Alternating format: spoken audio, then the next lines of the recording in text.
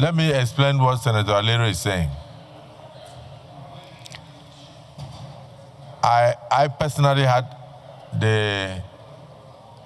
I watched some of the terrible horror scenes emanating from South Africa. I don't want to repeat, but no human being can sleep after watching those things. So what Senator Alero is saying, I personally had to call the Minister of Foreign Affairs. So as I speak now, they are in South Africa. So the federal government has sent a high-powered delegation to go to South Africa. They have also invited the High Commissioner from South Africa to Nigeria has been summoned by the ministry and all. So actions are being taken. I think we should await the outcome of the action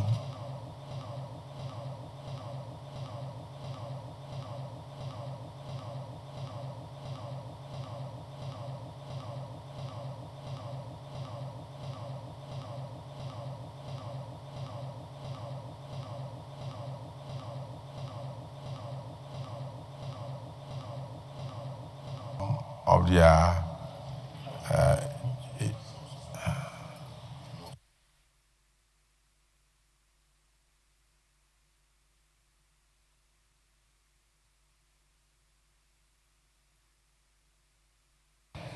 but there is nothing wrong if we condemn what is going on now, because we already many families are already very bereaved. It's very horrific. It's not something I can even recount here. I made a lot of phone calls, and but please, we should not take the action of recommending withdrawal of licenses of South African companies yet, because we need foreign investments in Nigeria. We should rather, as a Senate, we should condemn what we are seeing, urge the federal government to take serious steps, and of course, revert to us as soon as practicable. And if need be, we can also set up a committee after the federal government has returned to meet with our counterparts in the South African parliament, because we have a lot of South Africans living in Nigeria. And if we move to go and start dragging them from their kitchens,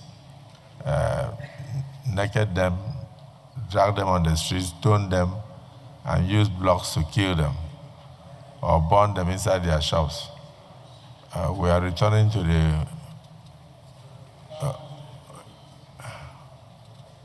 the Stone Age.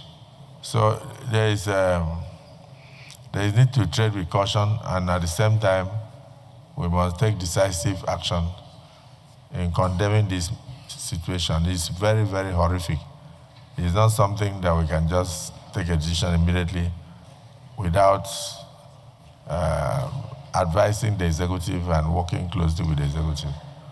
Our committee on diaspora must do something about this immediately.